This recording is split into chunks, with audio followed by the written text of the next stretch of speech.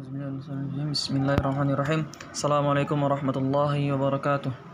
Alhamdulillahirabbil alamin. Wassalatu wassalamu ala asyrafil anbiya'i wal mursalin sayyidina Muhammadin wa ala alihi wa ashabihi wa man tabi'ahum bi ihsanin ila yaumiddin, amma ba'd. Rabbi israh li sadri wa yassir li amri wa hlul 'uqdatam min lisani yafqahul qawli. Allahumma faqqihna fid din wa 'allimna at-ta'wil. Rabbi zidna ilma warzuqna fahma. Teman-teman sekalian, kami dari kelompok 8 akan menyampaikan makalah terkait tasawuf sebagai pandangan dunia dengan tema tersebut. Oke, kami dari kelompok 8 yang pertama berjumlah 3 orang. Yang pertama adalah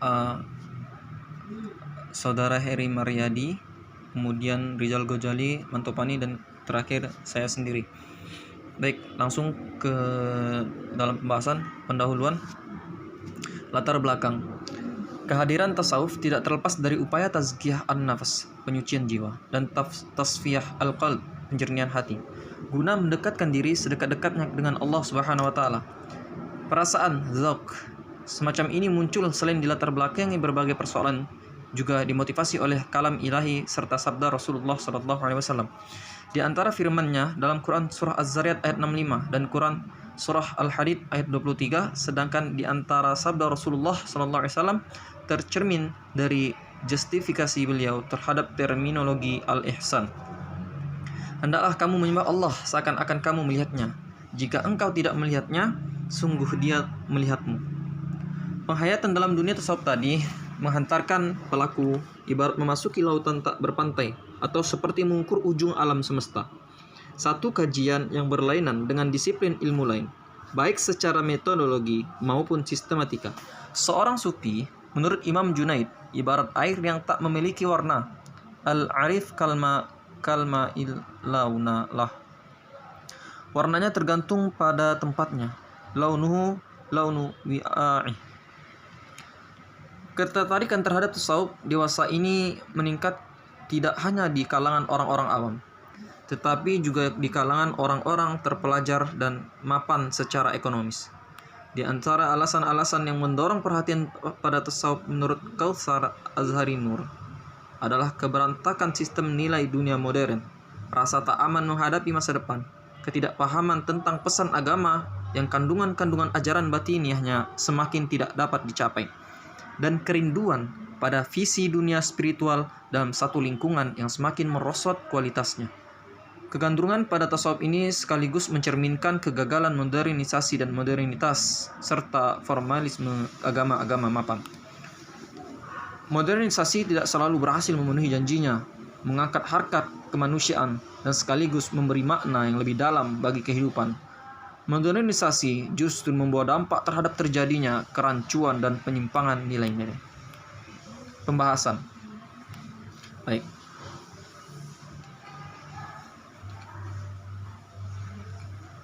Pembahasan. Pengertian tasawuf.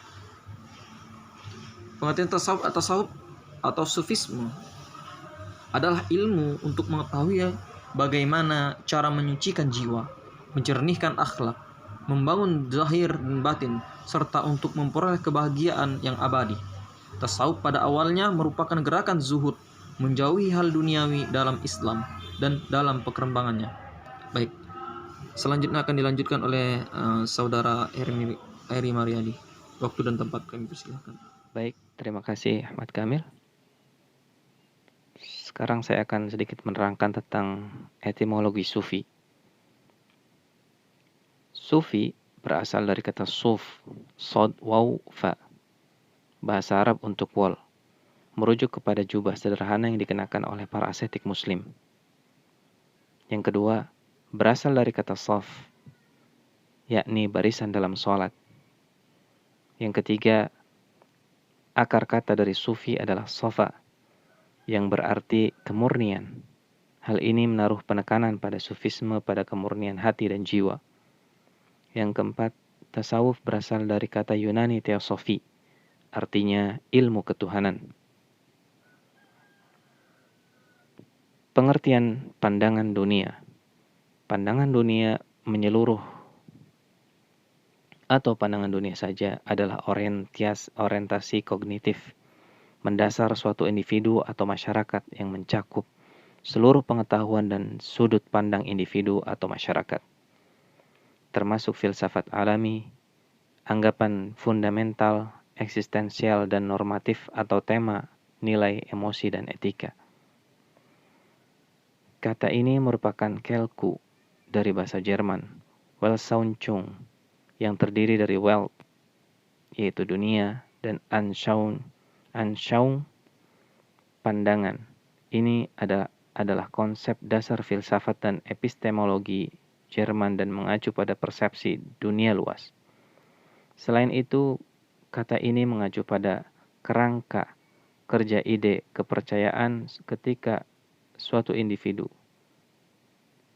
kelompok atau budaya menafsirkan dunia dan berinteraksi dengannya. Tasawuf sebagai pandangan dunia tidak sulit untuk membuktikan bahwa makna kehidupan amat bergantung pada pola pikir. Pola pikir ini lazim disebut dengan pandangan dunia. Weltanschauung atau Jahan Bini secara sederhana, pandangan dunia adalah kerangka yang kita buat untuk melihat dunia dari berbagai kejadian yang menyertainya. Berbagai kejadian peristiwa kita beri makna dalam kerangka ini. Kerangka pandangan dunia mirip dengan sebuah skenario yang kita tulis untuk meletakkan setiap kejadian dan fenomena dalam alur cerita yang runut dan konkret. Tanpa kerunutan ini, berbagai kejadian dan fenomena alam akan tampak kacau balau, membingungkan, dan tidak bermakna. Tanpa pandangan dunia yang runut, pemahaman kita tentang dunia akan menjadi kabur. Berbagai peristiwa akan tampak berdiri sendiri, tak saling berhubungan, karena itu tidak bisa dimaknai dengan utuh. Orang seperti ini sebenarnya sudah bisa dikatakan menderita suatu psikosis yang disebut dengan skizofrenia. Pandangan dunia akan mempengaruhi perilaku dan sikap, pilihan dan tujuan hidup seseorang. Perilaku, sikap, pilihan dan tujuan hidup pada gilirannya akan membentuk tipe kepribadian seseorang. Imam Ali bin Abi Thalib pernah berkata kepada Kumail bin Ziyad, "Ya Kumail, ada 3 tipe manusia di dunia ini. Rabbani yang berilmu adalah orang yang senantiasa belajar dan selalu berusaha agar berada di jalan keselamatan, atau selebihnya adalah orang yang awam, yang bodoh dan picik, yang mengikuti semua suara yang benar maupun yang batil, dan bergoyang bersama setiap angin yang berhembus. Tiada bersuluh dengan cahaya ilmu dan melindungkan diri dengan pegangan yang kukuh dan kuat." 3 tipe manusia itu adalah tipe yang pertama adalah para penempuh jalan spiritual atau sufi. Tipe kedua adalah pelajar di jalan menuju keselamatan atau orang religius. Yang ketiga adalah kebanyakan orang yang tidak atau kurang mempedulikan kehidupan rohani.